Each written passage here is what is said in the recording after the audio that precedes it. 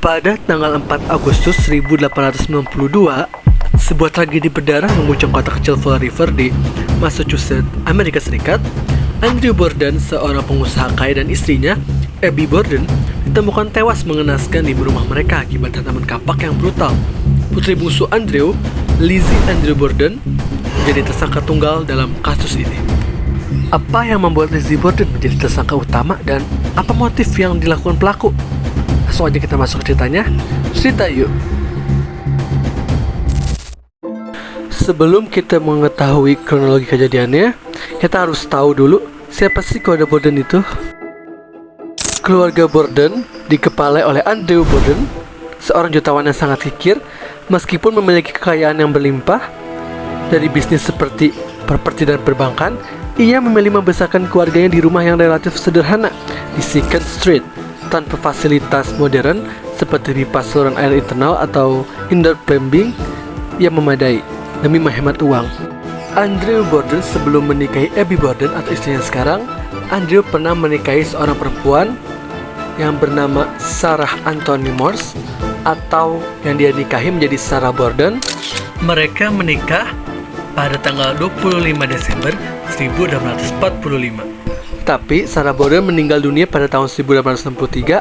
Sebelum meninggal, Sarah Borden melahirkan dua anak perempuan. Yang pertama adalah Emma Lenora Borden, lahir pada 1 Maret 1891, dan Lizzie Andrew Borden yang lahir pada 19 Juli 1860. Yang berarti kedua kakak beradik ini memiliki usia terpaut 9 tahun. 2 tahun setelah meninggalnya Sarah Borden, Andrew Borden menikahi perempuan bernama Abby Durfee Gray, atau yang dia nikahi menjadi Abby Borden pada tanggal 6 Juni 1865. Singkat cerita, semakin dewasa hubungan antara Lizzie dan kakak perempuannya Emma dengan Abby sangat dingin. Lizzie dan Emma menolak memanggilnya ibu dan lebih sering memanggilnya Nyonya Borden. Mereka meyakini Abby hanya mengincar kekayaan ayah mereka. Beberapa bulan sebelum pembunuhan, ketegangan meningkat setelah Andrew memberikan sebagian aset properti kepada keluarga Abby. Lizzie dan Emma memprotes keras hal ini, yang memaksa Andrew akhirnya membelikan mereka properti sewa untuk memudahkan amarah mereka. Pada hari-hari sebelum pembunuhan, seluruh isi rumah, termasuk pembantu mereka, Bridget Sullivan, mengalami sakit perut parah.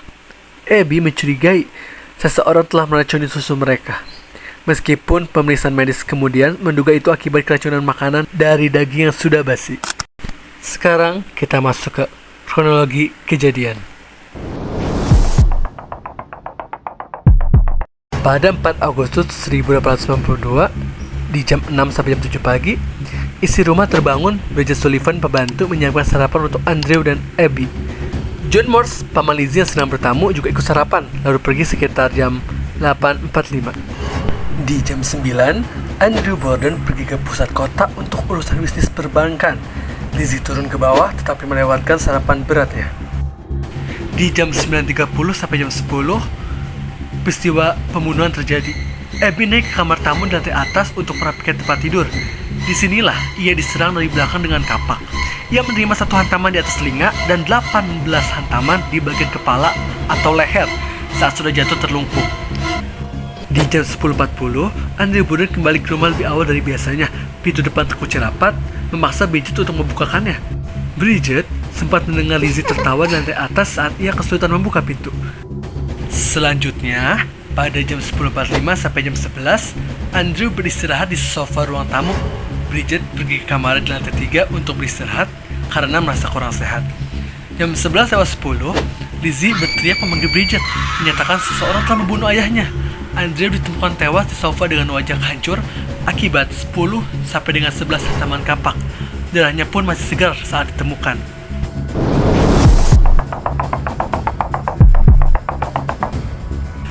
Pihak kepolisian Fall River segera melakukan investigasi, namun metode forensik pada akhir abad ke-19 masih sangat primitif dibandingkan standar modern.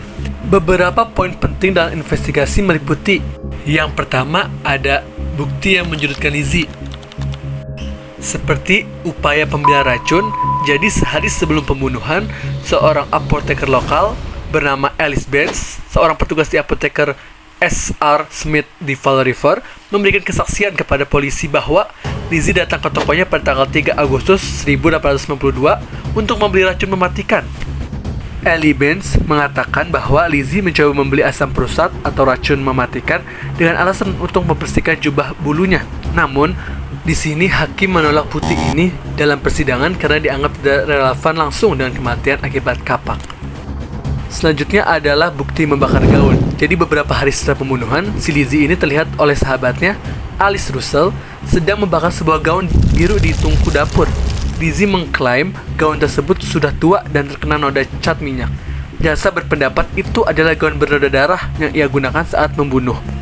Selanjutnya ada kesaksian yang berubah-ubah. Jadi saat pemeriksaan awal, Lizzie memberikan jawaban yang kontradiktif mengenai keberadaannya saat ayahnya dibunuh, mulai dari berada di lumbung untuk mencari timah, hingga berada di halaman belakang. Bukti yang kedua yaitu bukti yang menguntungkan Lizzie. Ada beberapa bukti yang menguntungkan Lizzie, seperti tidak adanya noda darah. Ketika polisi memeriksa Lizzie sesaat setelah kejadian, tidak ditemukan noda darah sedikit pun pada tubuh maupun pakaian luar yang ia kenakan. Mengingat brutalnya pembunuhan, pelaku seharusnya berlumuran darah. Terus juga ada senjata pembunuh yang tidak pasti. Polisi menemukan beberapa kapak di ruang bawah tanah. Salah satunya adalah kapak tanpa gagang yang dilapisi debu dan abu. Polisi menduga gagangnya sengaja dipatahkan karena berlumuran darah. Namun, analisis forensik saat itu tidak bisa membuktikannya. Persidangan Lizzie Borden dimulai pada Juni 1893 dan menjadi sensasi nasional. Media menjulukinya sebagai persidangan abad ini. Ada beberapa faktor utama mengapa Lizzie akhirnya dibebaskan. Yang pertama, bias gender era Victorian. Pada masa itu, masyarakat menganut pandangan bahwa seorang wanita Kristen, kelas atas khususnya, yang taat agama dan aktif di kegiatan sosial gereja, tidak mungkin memiliki kapasitas mental untuk melakukan pembunuhan sekejam itu. Pandangan patriarki ini sangat menguntungkan Lizzie di depan juri yang seluruhnya adalah pria. Yang kedua, pembelaan yang cemerlang. Lizzie menyewa mantan gubernur Massachusetts, George D. Robinson, sebagai pengacaranya. Robinson berhasil meruntuhkan kredibilitas argumen jaksa dan menekan bahwa seluruh bukti jaksa hanyalah spekulasi tanpa bukti langsung atau no smoking gun. Yang ketiga, pengecualian kesaksian inkuisisi.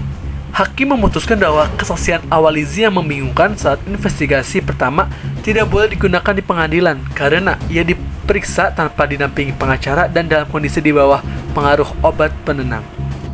Setelah musyawarah yang hanya berlangsung selama 90 menit, pada tanggal 20 Juni 1893, juri menyatakan Lizzie Borden tidak bersalah atas semua dakwaan. Pasca persidangan dan akhir hayatnya, meskipun bebas secara hukum, Lizzie tidak pernah bebas dari vonis sosial masyarakat. Setelah menerima warisan besar dari ayahnya, ia dan kakaknya Emma membeli sebuah rumah mewah di lingkungan elit Fall River yang dinamai Maple Grove. Lizzie mengubah namanya menjadi Elizabeth E. Borden. Sebagian warga Fall River mengucilkannya. Pada tahun 1905, Emma pindah dari rumah mereka setelah berselisih paham dengan Lizzie. Diduga karena hubungan dekat Lizzie dengan seorang aktris bernama Nance O'Neill. Lizzie hidup menyendiri hingga wafat pada tahun 1927 akibat pneumonia. Ia dimakamkan di pemakaman Oak Grove, Fall River, tepat di samping makam ayah dan ibu tiri yang dituduhkan ia bunuh. Sekarang kita masuk ke teori-teori alternatif. Karena kasus ini tidak pernah benar-benar terpecahkan, para sejarawan kriminal mengajukan beberapa teori alternatif mengenai siapa sih pelaku sebenarnya. Yang pertama, Bridget Sullivan, si pembantu. Teori ini menduga Bridget adalah pelakunya, dipicu oleh rasa frustasi karena diperintah membersihkan jendela di hari yang sangat panas setelah beberapa hari sakit perut. Kemungkinan lainnya, ia membantu Lizzie menyembunyikan bukti. Yang kedua, John Morse atau sang paman.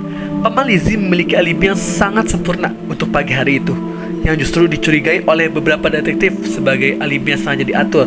Ia diduga terlibat dalam konspirasi keuangan keluarga. Ketiga, anak haram Andrew Borden. Teori alternatif menyebutkan adanya seorang pria bernama William Borden yang diklaim sebagai anak luar nikah Andrew yang mengalami gangguan jiwa datang menuntut uang dan melakukan pembunuhan tersebut. Teori yang terakhir adalah Lizzie melakukannya dalam kondisi vague atau epilepsi. Beberapa peneliti modern menduga Lizzie melakukan pembunuhan tersebut saat berada dalam kondisi medis tertentu seperti epilepsi lobus temporal atau kondisi disosiatif akibat trauma psikologis menahun dari tekanan ayahnya. Sampai saat ini belum ada yang tahu siapa pelaku sebenar-benarnya dan apa yang terjadi pada hari pembunuhan tersebut. Menurut kalian bagaimana? Pikirkan saat kalian mematikan lampu malam ini.